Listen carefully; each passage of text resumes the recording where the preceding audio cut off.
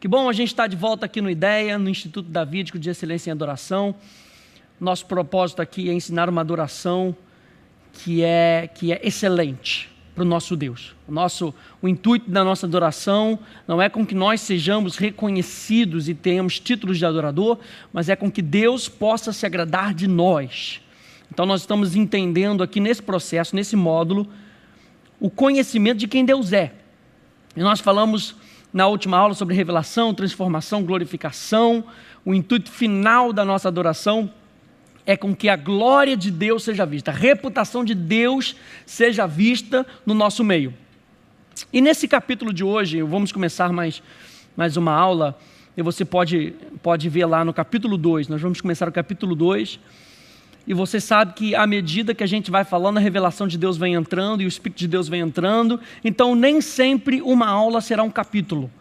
Nós às vezes vamos ter que dividir o capítulo em 2, 3, 4, 5 aulas, para que a gente possa ter tempo de entender e ter tempo de ruminar essa informação que vai cair no nosso espírito e que vai ser transformada pelo Espírito Santo em revelação, para que a sua vida mude, para que a sua adoração seja algo com que Deus possa se agradar, com que Deus possa olhar para a sua vida e dizer: eu me agrado do meu filho, porque ele está me entregando algo que eu desejo. A nossa adoração é para Deus, é por Deus, é através de Deus. Então o que nós devemos dar para Ele? Devemos dar para Ele algo que agrade o seu coração. E nós sabemos que todo relacionamento, e você sabe que a adoração é relacionamento, todo relacionamento é baseado no conhecimento da pessoa com quem você se relaciona. Então nesse capítulo eu quero ver com você quem é Deus. Nós vamos gastar algum tempo pensando em quem é Deus, quem é o nosso Deus. É claro que a gente não vai conseguir falar tudo, porque ninguém na face da terra conhece tudo sobre Deus. Porque Deus ele vai se mostrando, se revelando aos poucos, conforme a medida que você consegue aguentar essa revelação, para que você possa se relacionar com aquilo. Para muita gente, Deus é uma entidade distante, é uma entidade nervosa, uma força incontrolável. Mas para nós que estamos num relacionamento com Ele está próximo, Ele é um Deus presente, Ele é um Deus amoroso, Ele é um Deus que se preocupa conosco, a tal ponto de enviar o seu próprio Filho para morrer no nosso lugar. Deus é um Deus maravilhoso. E quanto mais eu me relaciono com Ele, quanto mais eu o conheço, mais eu sei quem Ele é, e mais eu consigo falar para outras pessoas quem é o meu Deus, sem medo de errar. Deus, Ele é conhecido, gente, através da sua palavra, no nosso relacionamento que nós temos com a sua palavra, porque a palavra de Deus é Deus falando conosco. E muito mais, depois você vai ver um outro módulo, mais adiante, falando sobre a palavra impregnada, você vai ver que essa palavra é muito mais do que apenas letras. É uma pessoa. E ela está aqui de forma escrita para que você possa conhecer o coração de Deus. Por isso o apóstolo ele chega ao ponto de dizer que se a gente falar alguma coisa contrária à verdade de Deus, contrária à palavra de Deus, é engano. Nós temos que estar sempre voltando para a palavra e vendo o que a palavra de Deus diz que Deus é. Porque não é só a minha experiência, você pode ter uma experiência que está totalmente contrária à palavra de Deus por causa de ensinos errados. O que nós queremos trazer aqui? Nós queremos trazer um equilíbrio para que a gente possa voltar para a palavra e conhecer a Deus através da palavra. Quem Deus é, quem Deus disse que Ele é. Aí é que está o assunto, gente. Quem Deus disse que Ele é. O que Deus disse acerca de si mesmo? Nós vamos ver isso. Então Deus é conhecido através da sua palavra. Quando você lê essa palavra, ela não pode ser um assunto intelectual, porque Deus é um ser espiritual. Muita gente ainda mesmo assim abre a Bíblia e ela lê e ela não consegue ver. Por quê? Porque essa experiência é uma experiência espiritual. E é Deus quem se revela, gente, para nós através do seu Espírito. Mateus capítulo 16, verso 17, quando Pedro teve aquela revelação, lembra que nós falamos que esse processo, a informação chega, mas é o Espírito quem traz a revelação. Pedro teve a revelação de quem Jesus era. E porque ele teve a revelação de quem Jesus era, no dia de Pentecostes, quando as pessoas começaram a perguntar sobre quem era aquele Jesus, Pedro se levanta e ele declara, com base naquela revelação, que Jesus, aquele a quem eles crucificaram, era o Senhor e Cristo. Ele era o Filho de Deus. Por ser o Filho de Deus, ele era o Rei. E por ser o Rei, ele era ungido de Deus. Pedro teve essa revelação. E Jesus vira para ele e fala: olha só, Pedro, ninguém te disse isso. Poderia ter sido um dos apóstolos, um dos outros discípulos naquele momento, um dos outros discípulos que haviam recebido alguma coisa, ouvido um bochicho. Olha só, olha só que interessante, Jesus começa perguntando: quem é que as pessoas dizem que eu sou? No natural, o que as pessoas estão dizendo? Que tu és um dos profetas, e tu és isso, e Elias, e isso, aquilo, outro. Mas espera aí, quem é que vocês sabem que eu sou? Porque o quanto você sabe que Deus é o quanto você consegue se relacionar com Ele em verdade. Porque Deus espera um relacionamento em espírito e em verdade. Você tem que se relacionar com Ele com base na verdade. E aí Jesus vira para Pedro e fala: foi o Pai que te revelou. Foi o Pai que te revelou. Não há conhecimento de Deus sem a sua palavra. E o Pai, Ele revela o Filho envia o Espírito Santo nos fala de Cristo e Cristo aponta para o Pai. A Trindade está sempre andando em unidade. A Trindade está sempre se revelando através uns dos outros. Então Deus está escondido até que Ele mesmo se revele a nós. Você não pode comprar esse conhecimento. Deixa eu ver quem Deus é, eu vou ali na escola. Você vai receber informação. Você pode estar fazendo esse curso agora e recebendo apenas informação. Se o desejo do teu coração não for se relacionar com Deus. Porque Deus, Ele se revela com base na tua fome. Deus, Ele se revela com base na tua busca. Deus, Ele se revela com base no seu temor. Porque a Bíblia diz que Ele dá da sua intimidade daqueles que o temem. Nós vamos ter uma unidade que nós vamos falar só sobre sabedoria, temor e honra. É como nós adoramos a Deus. Como nós nos achegamos a esse Deus que é maravilhoso. Então Deus está escondido até que Ele mesmo se revele a nós. Você vê o caso de Isaías, por exemplo, que era um ministro de Deus. Isaías, o profeta. E ele ministrava no nome de Deus, e ele apontava e julgava no nome de Deus, até o momento que Deus aparece a ele, e ele não sabe o que fazer. Por quê? Porque ele ministrava no nome de Deus, sem conhecer a Deus, sem ter um relacionamento com Deus, até o momento que Deus se revela para Isaías. A gente vai ver o caso de Isaías um pouco mais para frente. Mas nós temos que entender que há uma revelação de Deus. Lembra, nós falamos na aula passada, tudo começa nesse âmbito, esse é o primeiro estágio, Deus se revelando para nós. Isso já é motivo de você agradecer a Deus. Puxa, é Deus querendo se relacionar conosco. Você vai ver lá isso em Apocalipse. Em Apocalipse você vê que Deus quer se revelar a nós. Deus quer estar com o seu povo. Por que Ele pede para você confiar nele? Porque Ele quer esse relacionamento com você. E relacionamento sem fé é impossível. Por que Deus pede para você confiar nele? Porque Ele quer relacionamento com você. E relacionamento sem confiança, sem fé, é impossível. Eu quero ler algumas coisas aqui para vocês. Você pode acompanhar comigo na sua apostila. Algo que Ulrich Zwingli disse. Olha só que interessante. Perdão.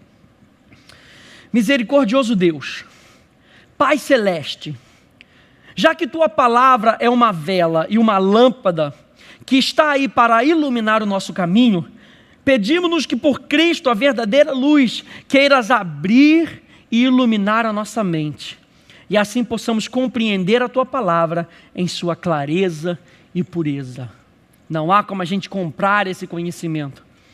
Quando a Bíblia fala para você comprar sabedoria, não, você não vai achar sabedoria nas livrarias, onde você vai comprar, você vai ler e você vai ter. Não, quem dá sabedoria é Deus.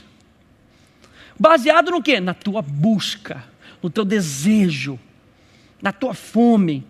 Martinho Lutero disse o seguinte: eterno Pai, eterno Deus, Pai de nosso Senhor Jesus Cristo, concede-nos tua graça, para que pesquisemos diligentemente as Sagradas Escrituras, que nelas busquemos e achemos a Jesus Cristo, e que por Ele tenhamos vida eterna. Através de quem? De Jesus. Mas como é que nós conhecemos? Através da palavra. A Confissão de La Rochelle, que é a confissão de fé das igrejas reformadas da França, no artigo 2º diz o seguinte: foi Deus quem se fez conhecer ao homem, primeiramente por suas obras, tanto pela criação, como pela conservação e maneira como ele a conduz. Também e mais claramente ainda pela palavra, a qual foi primeiramente revelada verbalmente e em seguida escrita nos livros que nós chamamos de Santa Escritura. E aqui nós conseguimos ver as duas maneiras pelo qual Deus se revela, pelo qual nós conseguimos ver Deus. A primeira é que Deus se revela pela criação. Abra lá comigo em Salmo 19, no Salmo 19, do verso 1 ao verso 6, vai dizer o seguinte: os céus proclamam a glória de Deus.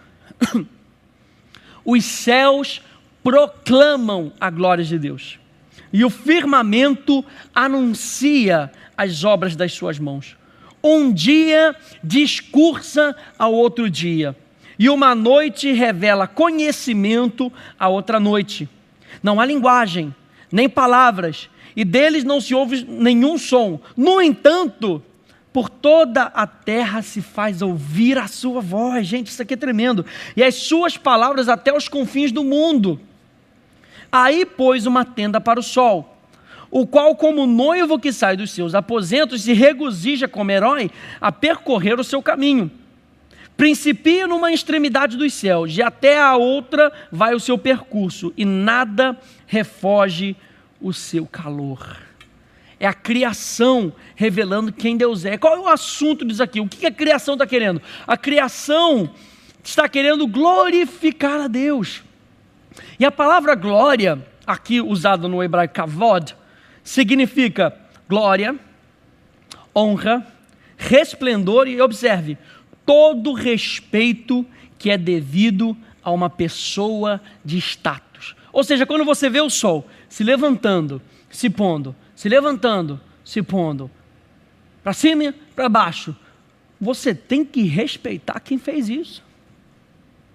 Porque o sol trabalha segundo um princípio que foi estabelecido por Deus, e Deus nunca mais teve de dizer uma outra palavra. A criação é tão obediente que Deus fala uma vez, e desde o início de todas as coisas ela continua a funcionar. Você tem que respeitar a pessoa que fez isso. Você tem que respeitar a pessoa que coloca os processos em operação, e o processo agora trabalha para ela.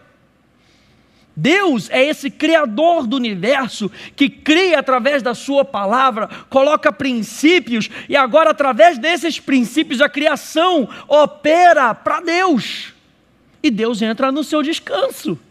Você tem que respeitar essa pessoa que fez isso. Enquanto o mundo espiritual proclama a glória de Deus, a glória de quem Deus é, porque a Bíblia diz que os céus proclamam a glória de Deus, as dimensões celestiais proclamam a glória de Deus. A Bíblia diz que o mundo natural, o firmamento, revela a manifestação daquilo que Deus faz. Enquanto o mundo espiritual está declarando, e todo o céu está cheio da glória de Deus, está cheio da reputação, porque os anjos sabem quem Deus é. E a Bíblia diz que eles continuamente declaram santo, santo, santo, santo, santo, santo. Eles servem a Deus porque eles sabem quem Deus é. Eles proclamam a glória de quem Deus é. Mas o mundo natural começa agora a declarar aquilo que Deus faz. E o firmamento anuncia as obras de suas mãos. O mundo natural revela a manifestação daquilo que Deus faz. E revelar, se você for pegar essa palavra no grego, é a manifestação de algo que era desconhecido antes. Olha só que interessante, os céus, desde o início de todas as coisas, continuam a declarar a glória de Deus. Os céus não estão com falta de glória. Os céus continuam a declarar glória, desde o início de todas as coisas. Começam a declarar glória, glória, glória, glória. Só que as pessoas no mundo natural não conhecem essa glória. Porque o homem foi criado para manifestar a glória do sobrenatural no natural. O homem, Adão, foi criado para fazer isso. Para que a glória de Deus fosse conhecida por todas as dimensões existentes. E Deus mostra essa glória no primeiro homem através do domínio, através do tipo de natureza, como ele se relaciona com sua esposa, como ele domina os seus subjugados, a criação, os animais. E aí vem o homem e começa a mostrar como Deus faz as coisas. É a manifestação de algo que era desconhecido antes. Por isso a Bíblia diz que toda a terra se encherá do conhecimento da glória. Gente, a terra, através dos filhos de Deus, as novas criaturas, os justificados, os redimidos, que carregam em si a glória de Deus, o mundo precisa agora conhecer essa glória. A glória precisa ser transportada do interior para o exterior. A glória precisa sair da dimensão do invisível para o visível, para que as pessoas conheçam a glória de Deus. Então, os atributos invisíveis de Deus são vistos claramente em Romanos capítulo 1, verso 19 e 20. Diz que, porquanto o que de Deus se pode conhecer é manifesto entre eles. Porque Deus, nós estamos falando, lembra que nós falamos? Que Deus quem se revela, porque Deus lhes manifestou. Porque os atributos invisíveis de Deus, assim o seu eterno poder, como também a sua própria divindade, claramente se reconhecem desde o princípio do mundo, sendo percebido por meio das coisas que foram criadas. A criação foi feita para revelar a glória de Deus, a reputação, o status do nosso Deus. O nosso Deus é um Deus criativo, o nosso Deus é um Deus grande, o nosso Deus é um Deus que se importa com os pequenos detalhes do homem. Então, o invisível é visto através do visível. Entenda isso.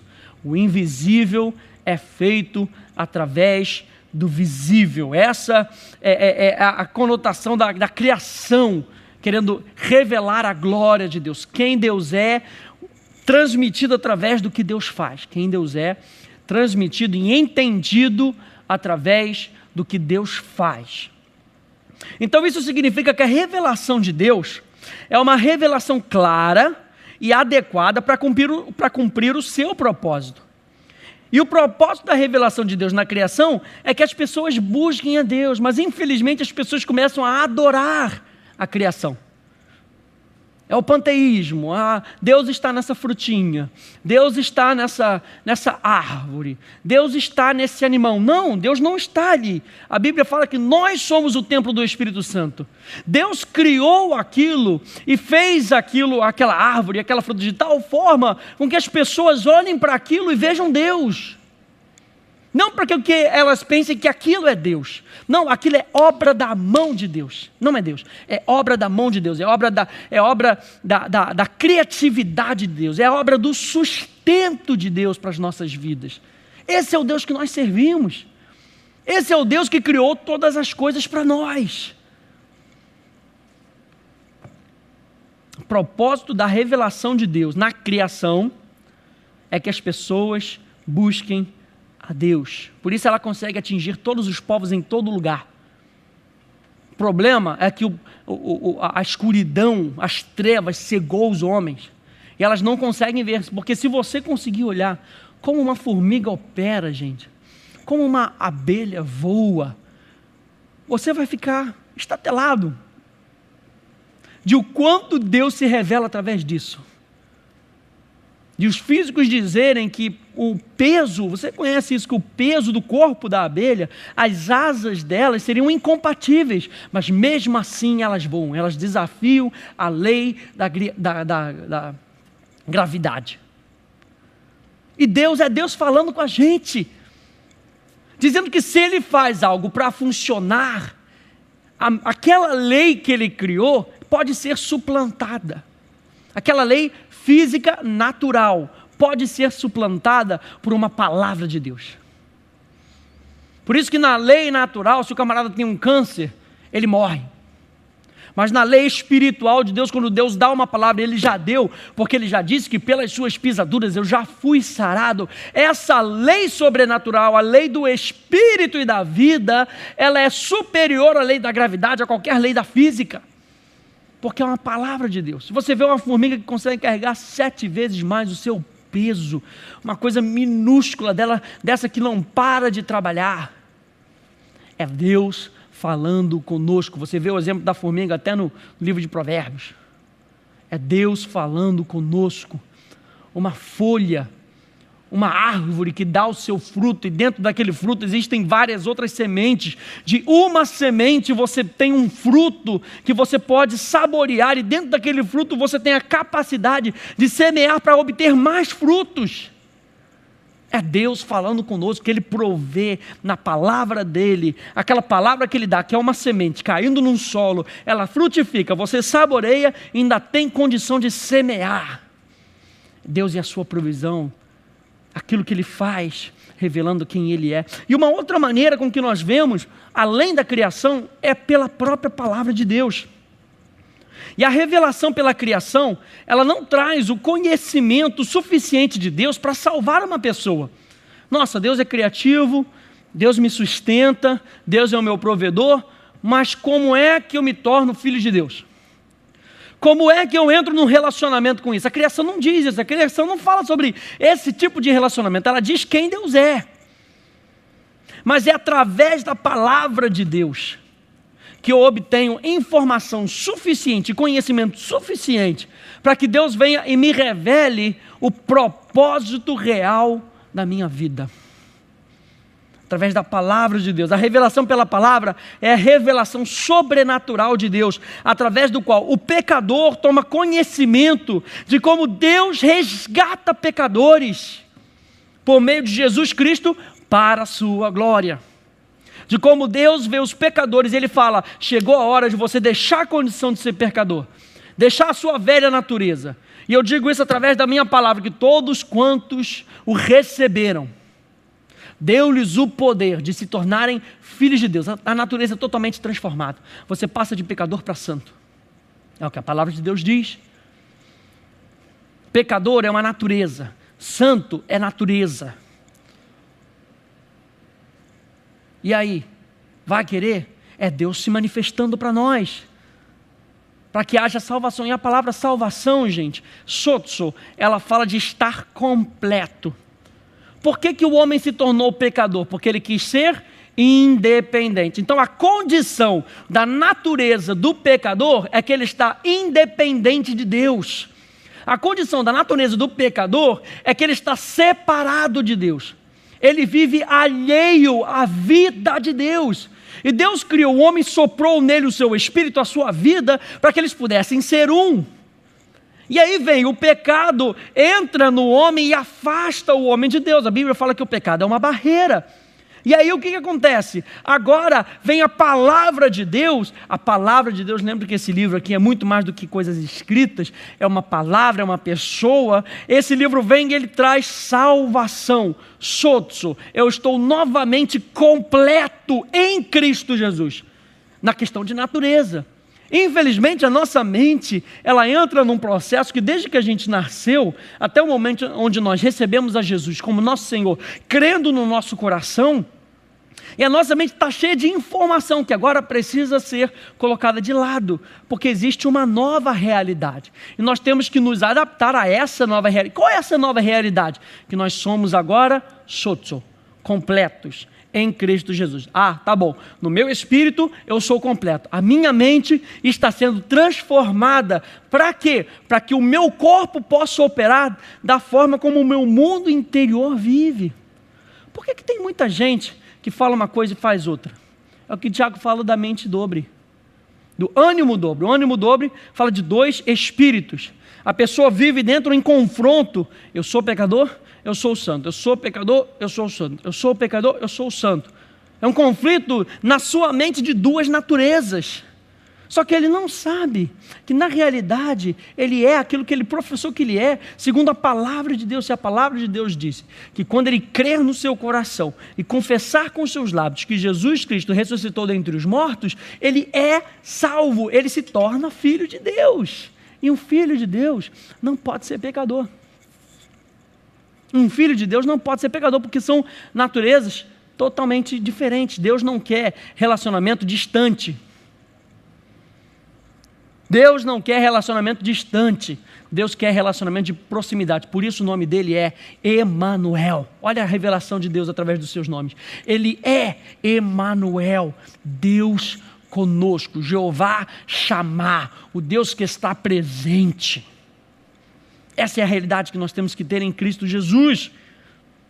Então a Bíblia é a palavra de Deus, inspirada, revelada em linguagem humana e confirmada ao crente pelo testemunho interno do Espírito Santo, e que a função principal desta é revelar o que precisamos saber sobre Deus e sobre nós mesmos, quem nós somos. Nós temos um módulo aqui no Ideia só falando de quem nós somos. Nós somos filhos, nós somos noiva, nós somos templo e nós somos reis e sacerdotes. Tudo para que você possa se relacionar com Deus com ousadia e com temor. Porque não adianta só meter o pé na porta, não é isso. A ousadia é baseada no temor, é baseada na confiança, é baseada naquilo que você é, sabendo quem Deus é.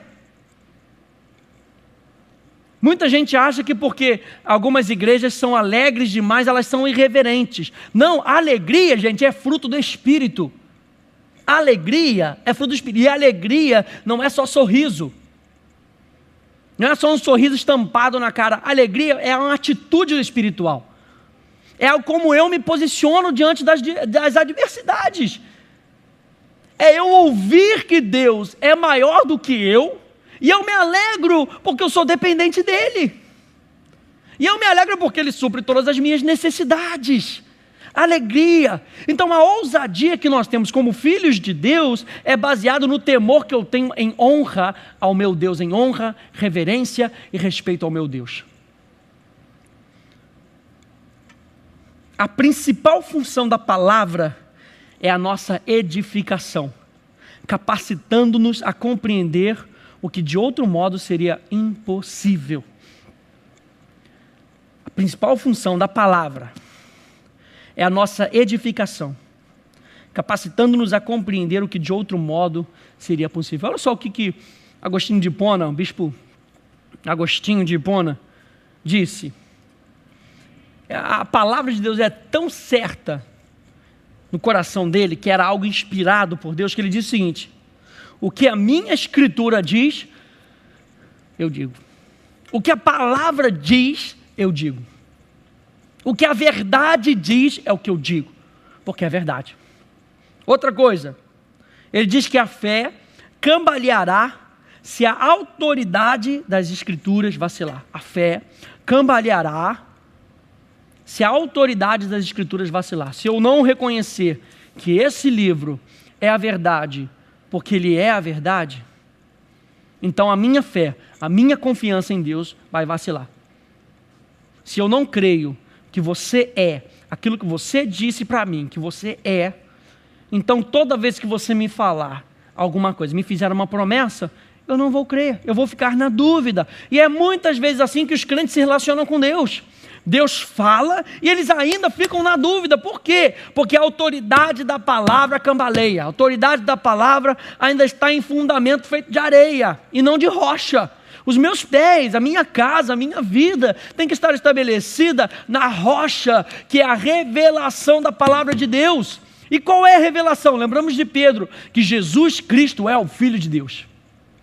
E como Filho de Deus, ele pode pedir às nações e Deus dará as nações a ele. E se Deus requereu a tua vida para si, então tudo aquilo que ele fala é para o meu bem. Porque ele cuida de mim, eu sei que ele é um Deus amoroso. Gênesis 2, 16 e 17, olha só que interessante. Diz que: e o Senhor lhes deu esta ordem. Ele deu uma ordem, falou alguma coisa. De toda a árvore do jardim comerás livremente, mas da árvore do conhecimento do bem e do mal não comerás. Porque no dia em que dela comeres, certamente morrerás. Eu quero ver com vocês aqui algumas palavras, para que a gente entenda que Deus é um Deus que se comunica. Deus é um Deus que fala. Deus é um Deus que se relaciona. Quem é Deus? Deus é um Deus pessoal, é um Deus que se relaciona. Deus instrui o homem através de uma comunicação proporcional. Ou seja, com informações. Deus dá informações suficiente, muitas vezes na sua condição, talvez as informações, elas não sejam suficientes, mas quando Deus fala, Ele dá toda a informação que você precisa saber para crer nele. Toda. Então Ele fala através de uma comunicação com informações e de forma verbal. A palavra ordem, quando a gente vê aqui, o Senhor lhes deu esta ordem. A palavra ordem, tsavá, fala de dar uma ordem, mas também fala de representar, ela também representa um mandamento que espera uma obediência. Como é que eu vou esperar algo de você se eu não informo a você o que você tem que fazer? Se eu chego num domingo e já chego já te dando uma bronca porque você não veio de calça preta. Mas espera aí, eu não recebi a informação que eu tinha que vir de calça preta. Quando Deus dá uma ordem, Ele dá informações e Ele, através dessa informação, Ele espera sujeição sua, porque você conhece quem é Deus, você sabe que Deus é Senhor. E por Ele ser Senhor, a sua vida pertence a Ele. Então quando Ele fala alguma coisa, Ele não precisa falar alguma coisa se mostrando, olha, porque eu sou o Senhor, eu estou falando, e você não está fazendo. Ele não precisa se impor. Nesses primeiros momentos quando Deus fala, Ele fala como Senhor, mas Ele também fala como Pai, que quer o seu bem. Então Ele vai e Ele fala algo e Ele espera sujeição. Uma sujeição que venha de dentro, um posicionamento que venha de dentro, obediência.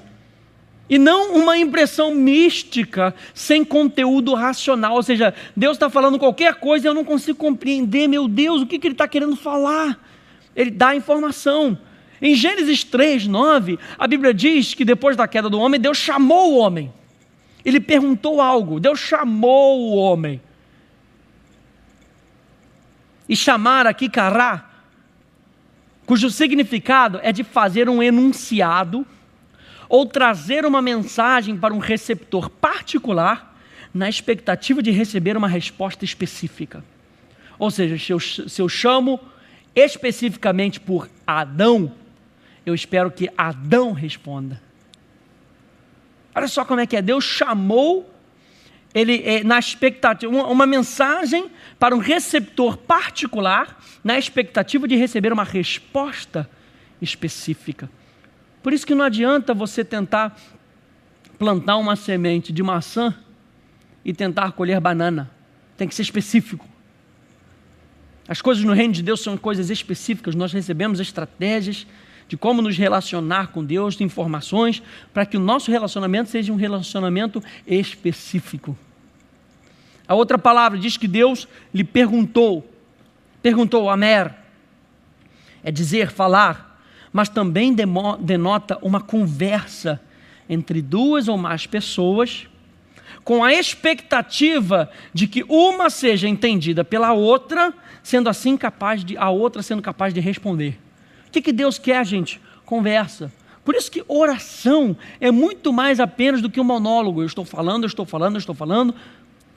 Oração é conversa, é diálogo, é eu falar com Deus e muitas vezes fazer pedidos a Deus, mas também é eu escutar a voz de Deus e fazer pronunciamentos da região celestial na região visível, para que aquilo seja transportado do sobrenatural para o natural. Deus espera que isso aconteça, mas Ele espera que você entenda. Olha, as minhas ovelhas, elas ouvem a minha voz e elas entendem a minha voz. E por isso elas me obedecem. Então a palavra em si, o vocábulo em si, não faz da conversa uma revelação. Mas Deus concede a revelação às pessoas, assim como uma pessoa transmite conhecimento a outra, por intermédio da palavra falada. Deus chamou a Noé, Deus chamou a Abraão, peraí. Deus falou a Abraão, peraí, quem é que ele está chamando? Sou eu? Ou é você? Peraí, qual é o teu nome? É José. Não, então sou eu mesmo. Deus chamou a Noé, Deus chamou a Abraão, Deus chamou a Jacó, Deus chamou a Isaías, Deus chamou a Samuel, Deus chamou a Davi. E todos eles sabiam que eles estavam sendo chamados.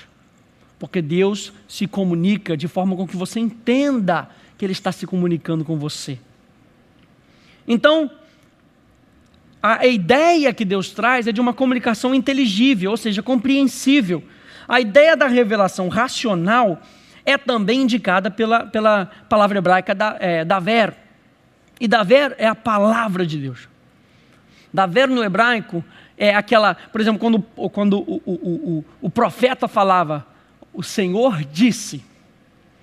A palavra daver transmite a ideia de um processo mental de comunicação. Ou seja, eu entendo o que Deus está me falando, eu vou falar para você o que Ele está te falando. Quando Deus envia uma palavra através dos seus profetas, há então uma expectativa de Deus, e essa é de que todo o conteúdo da profecia seja obedecido. Uma vez que a profecia é um comunicado inteligível, nós temos que prestar contas a Deus. Se algum profeta chega para você e fala alguma coisa, e você crê no seu coração que é de Deus, então você vai receber a recompensa daquilo que você coloca em prática. Quantas vezes os profetas se levantaram para Israel e falavam, vocês têm que mudar isso, vocês têm que mudar aquilo, vocês têm que mudar aquilo outro. E o povo foi, se arrependeu dos seus maus caminhos, mudou de caminho, e as coisas começaram a acontecer.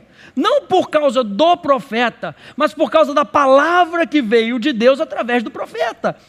E foi dado de uma forma inteligível, as pessoas conseguiram entender. E aí Deus disse, e o meu povo, que se chama pelo meu nome, se humilhar, se converter dos seus maus caminhos, então. Mas a palavra teve de vir de Deus. Hebreus, agora no Novo Testamento, capítulo 1, verso 1, diz, tendo Deus outrora falado, de muitas vezes, por muitas vezes, de muitas maneiras, aos nossos pais, pelos profetas, hoje nos fala em Jesus. Essa palavra que foi usada aqui pelo escritor dos Hebreus, é uma palavra que denota uma comunicação que é entendida. É a palavra laleu, que fala de declarar o que está na mente e revelar o pensamento de alguém. Jesus, em João 8,40, diz, eu estou falando para vocês a verdade. Eu estou comunicando a verdade para vocês ao ponto de que vocês conseguem entender. Deus, quando quer falar com o seu povo, Ele não fala de qualquer forma. Ele fala de maneira com que você consiga entender. Tudo que você tem que fazer é prestar atenção. É prestar atenção. Então nós precisamos atentar para os seguintes fatos. Acompanhe aí na sua apostila comigo. A revelação de Deus é o processo e o resultado da comunicação racional e proporcional entre Deus e a raça humana. Deus quer falar com você. Deus quer se revelar para você. Essa comunicação inclui a revelação de informações com conteúdo intelectual e racional e também a revelação da pessoa de Deus no encontro pessoal com o homem. Vamos colocar tudo aqui no equilíbrio. Vai colocando essas informações para dentro. Deus, quando Ele fala, Ele dá informações. Porque nós temos uma mente, essa mente foi feita para receber informações. Então vai colocando isso. Deus, Ele se relaciona conosco também de forma intelectual e racional. Como Criador do ser humano, Deus dotou os seres humanos com a capacidade racional de comunicar os seus pensamentos a outras pessoas.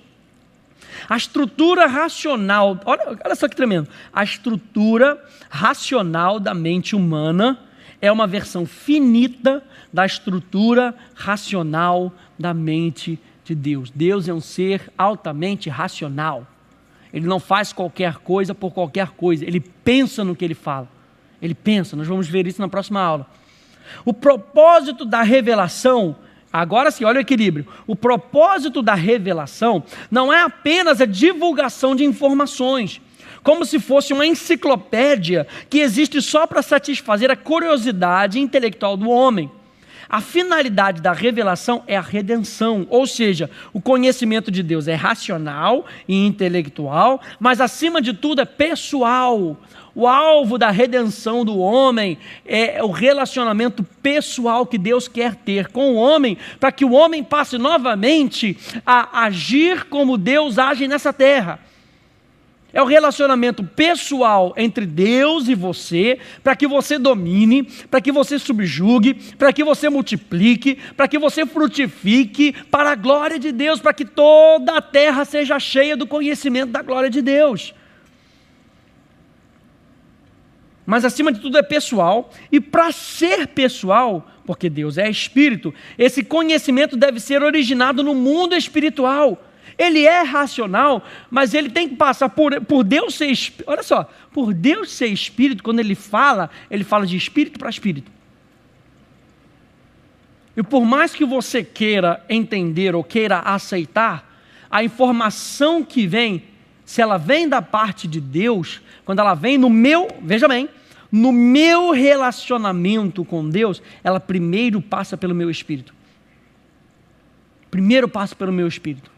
Quando eu me relaciono como homem e homem com homem, a primeira coisa que é acessada é a minha mente. A informação que está vindo de mim agora é mente, é minha mente, eu estou comunicando o que está na minha mente, está chegando na sua mente e você está recebendo informações. Agora, se você ouve a minha voz como se fosse a voz de Deus, ela vai direto para o teu espírito. Ela passa da mente, é como se fosse a mente recebe aquela informação, mas eu estou ouvindo algo que tem um som totalmente diferente, algo está batendo aqui dentro, está chegando no meu espírito, porque apesar de eu estar ouvindo com os meus ouvidos naturais a voz de um homem, no meu espírito ao mesmo tempo eu estou recebendo um download de informações espirituais, que eu consigo reconhecer que é a voz do meu Deus. Esse conhecimento deve ser originado no mundo espiritual, captado pelo nosso espírito e compreendido pela nossa mente. Sua mente não deve ficar infrutífera. Tanto que Paulo fala, eu vou orar com o meu espírito, mas eu também vou orar com a minha mente. O propósito da revelação é que a pessoa tenha um relacionamento pessoal com Deus. Mais alguns minutinhos a gente termina, eu preciso terminar isso aqui. Então eu pergunto para você, quem é Deus para você? Se nós estamos falando sobre revelação, eu pergunto para você, quem é Deus para você? Que tipo de Deus é o seu Deus? Se é um Deus pessoal que se relaciona, quem é Deus para você? Qual é a visão que você tem desse Deus? E eu gosto de definir essa definição como grandeza. Deus é grande. Porque na grandeza de Deus você encapsula muita coisa. Você consegue dizer muita coisa. Deus é grande, o meu Deus é grande, a sua grandeza encapsula tudo o que Ele é. Salmo 95, vai lá comigo, lá com as páginas um pouquinho para frente, Salmo 95, de 1 a 7,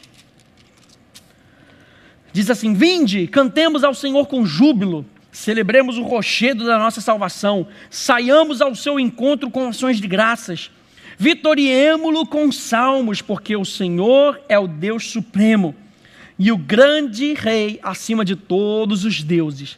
Nas suas mãos estão as profundezas da terra, e as alturas dos montes lhe pertencem. Dele é o mar, pois ele o fez. Obra de suas mãos, os continentes. Vinde, adoremos e prostremo-nos. Ajoelhemo-nos diante dele que nos criou. Ele é o nosso Deus, e nós, povo do seu pasto e ovelhas da sua mão.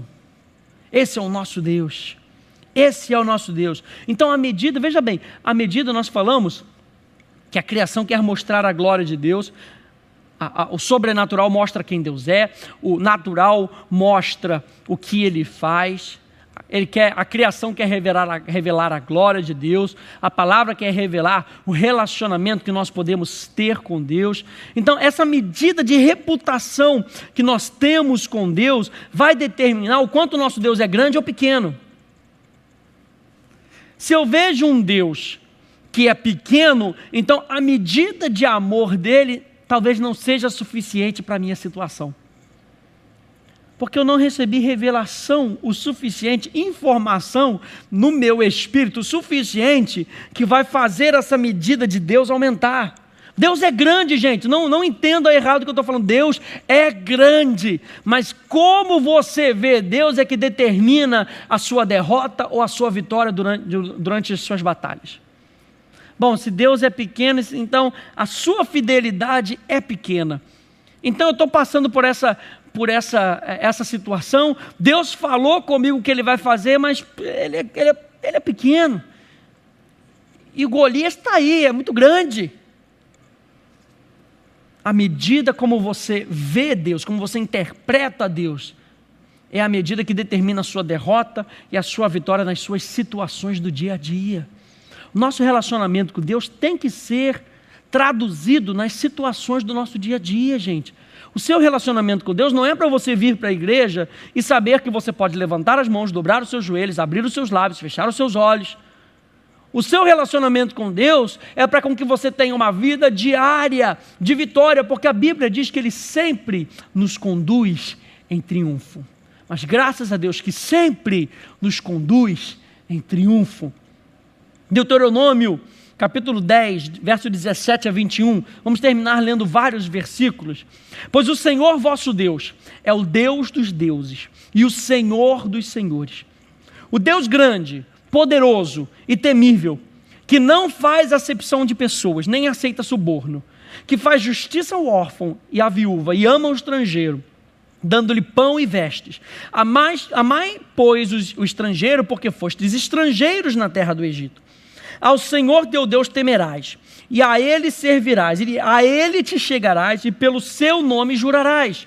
Ele é o teu louvor e o teu Deus que te fez essas grandes e temíveis coisas que os teus olhos têm visto.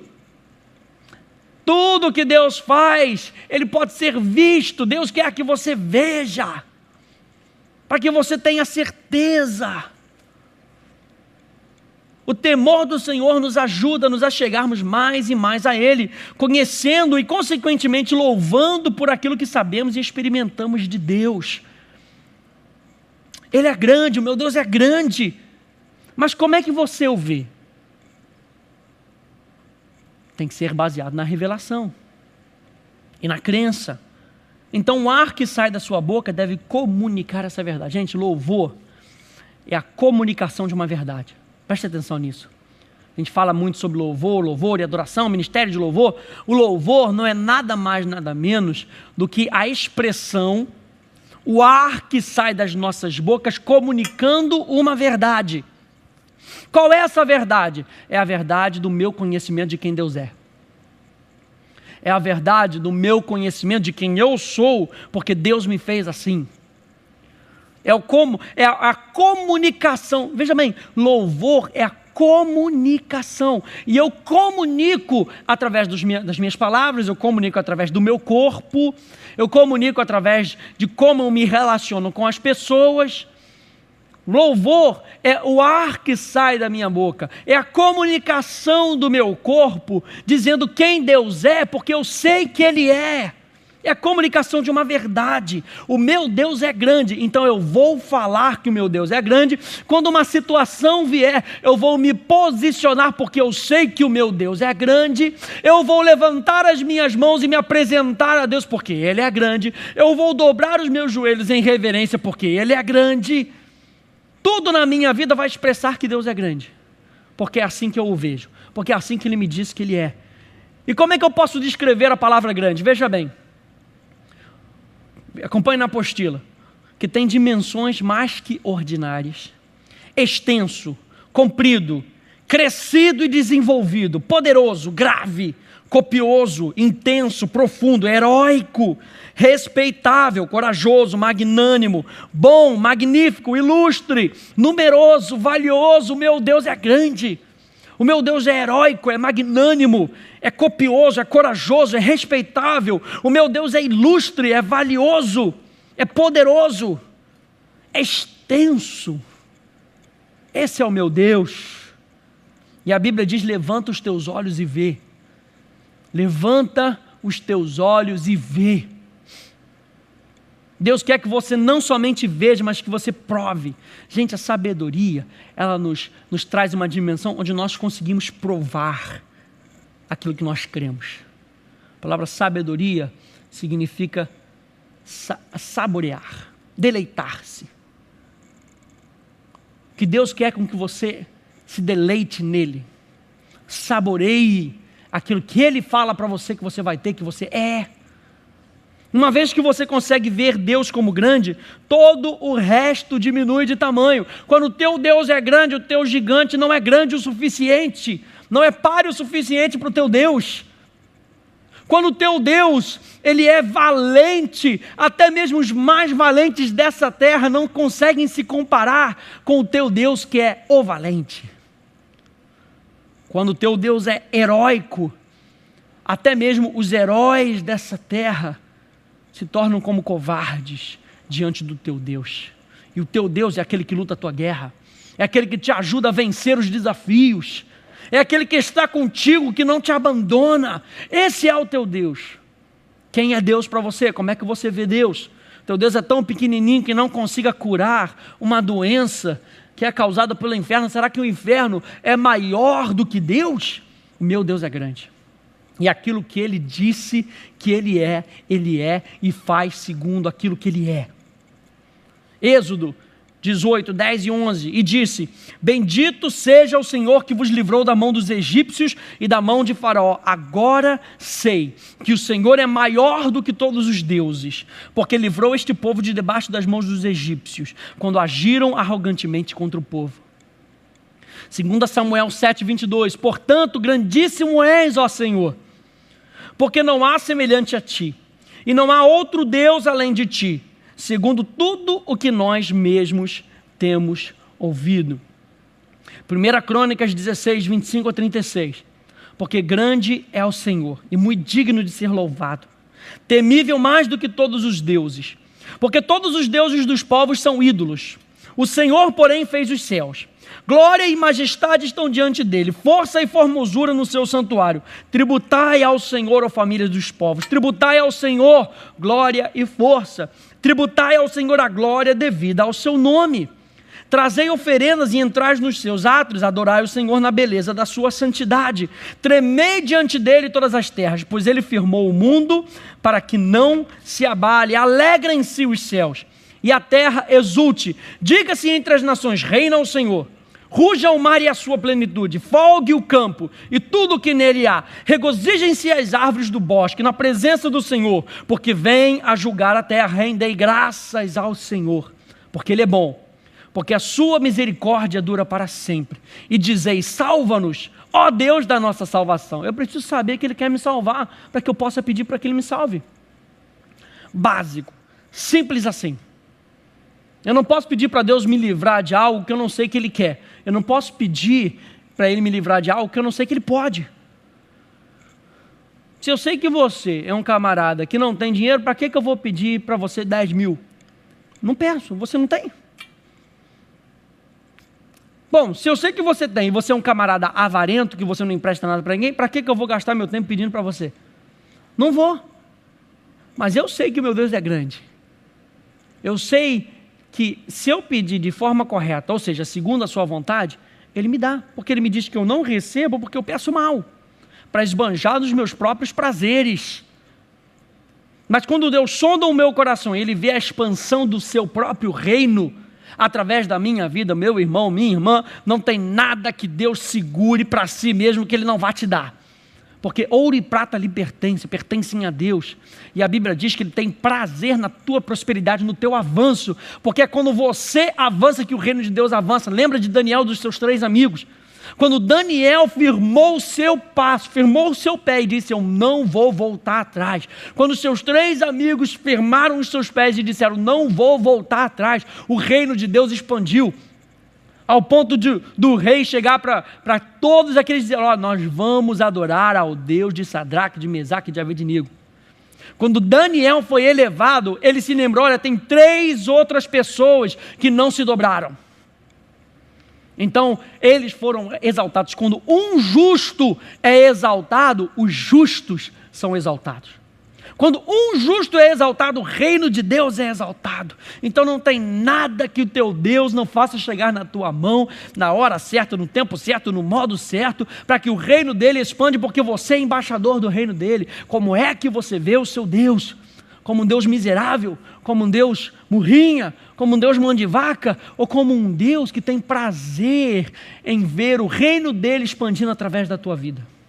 Como? Salva-nos, ó Deus, da nossa salvação. Ajunta-nos e livra-nos das nações, para que rendamos graças ao teu santo nome e nos gloriemos no teu louvor. Bendito seja o Senhor Deus de Israel, desde a eternidade até a eternidade. E todo o povo disse: amém. Nós concordamos e nós nos colocamos debaixo dessa palavra para fazê-la cumprir. Amém não é apenas sim, eu concordo, que legal, vou voltar para minha casa, minha vida não mudou nada.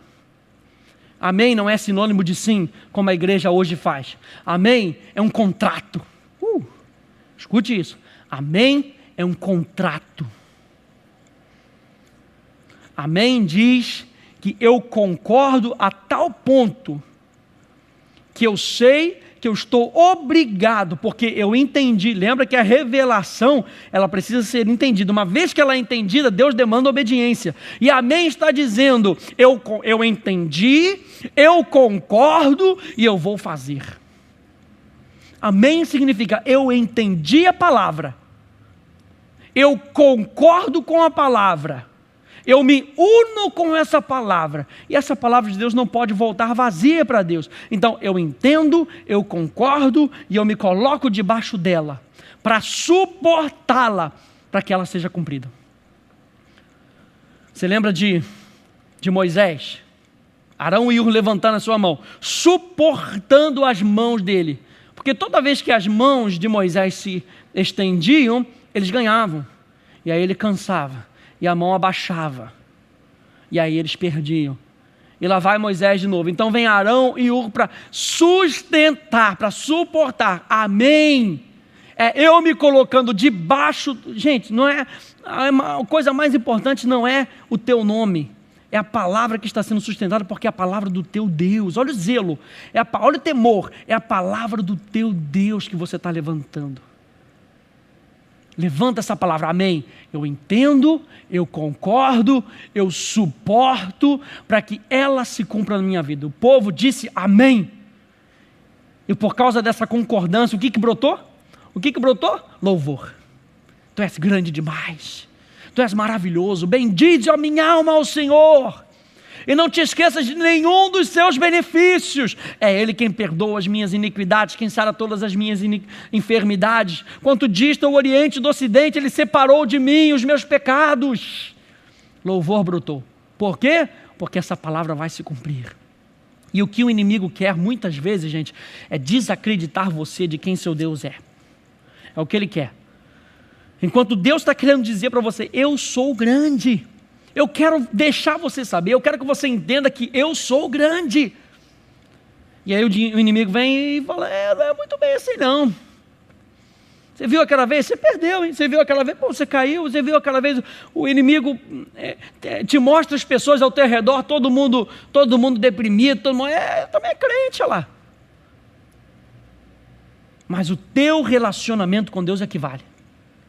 Se Eva tivesse se posicionado e dito: não foi assim que ele me disse, ele é a verdade, eu conheço como sendo a verdade, é assim que é, e se ele disse para eu não comer, eu não como. A coisa poderia ser muito diferente hoje. Esse é o principal foco da nossa adoração. Ele é. Entenda isso. O principal foco da sua adoração é Deus. O principal alvo da sua adoração é Deus. Então nós precisamos da revelação de quem Deus é. Uma vez que você vê Deus como grande, isso muda a maneira como você canta, como você obedece, como você dá e até como você pensa. A revelação de quem Deus é muda tudo. A revelação de quem Deus é muda tudo. Quem é Deus para você? Quem é Deus para você? A gente continua com esse tópico na próxima aula. Deus te abençoe, no nome de Jesus.